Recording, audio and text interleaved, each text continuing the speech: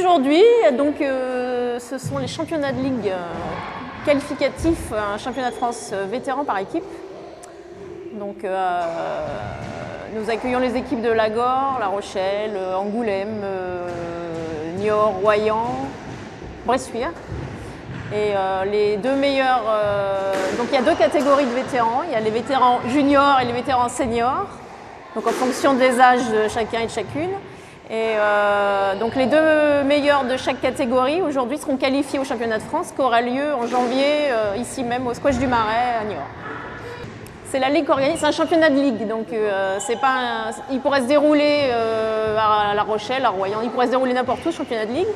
D'ailleurs, historiquement, il ne se déroulait pas à Niort, mais en fait, il y avait beaucoup plus d'équipes de Niortais que des autres villes. Donc, depuis l'année dernière, on fait tous les championnats vétérans à Niort, parce que c'est nous les plus nombreux.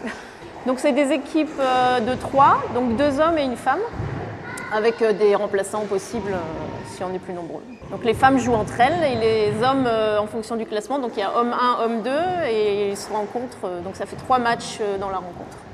Alors, nous, on présente 5 équipes. Sur les 11, il y a 3 équipes en, je vais dire de bêtises, en senior et 2 équipes en junior.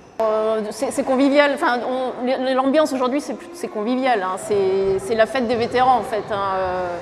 C'est histoire de se retrouver.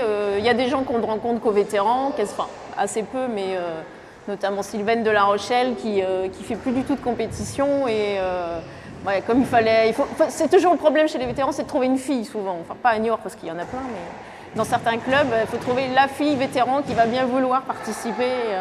Donc Sylvaine ne fait plus de compétition, mais là pour l'esprit, pour l'ambiance, elle a accepté de refaire une équipe avec ses copains. Le squash, c'est le sport le plus ludique du monde, moi je pense, en toute objectivité. Il suffit de regarder, c'est une boîte.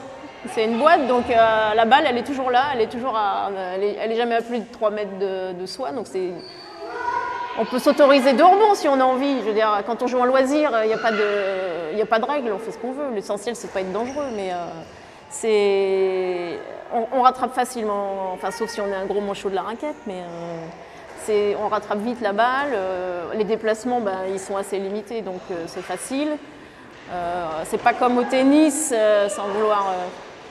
Au tennis, on passe beaucoup de temps à aller ramasser les balles parce que finalement, elles sortent beaucoup du. Quand on débute, la balle, elle sort du terrain. Donc, non, le sport est très accessible. Qu'on soit un homme, une femme, un enfant, tout le monde y trouve son compte, quoi. Alors, on va avoir mal un peu au début, mais ça vient vite, quoi. Le rythme cardiaque, ça suit aussi.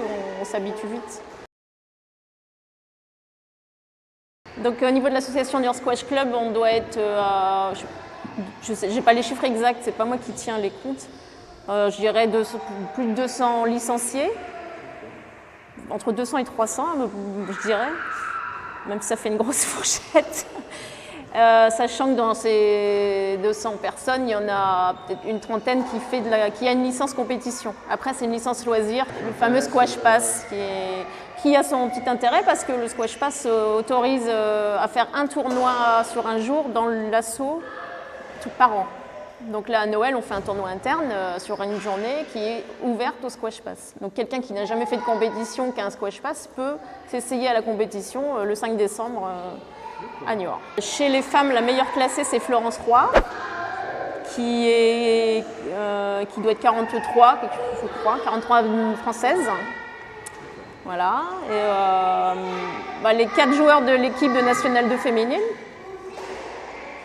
Donc les 4 joueuses de l'équipe nationale 2 féminine, on est toutes dans les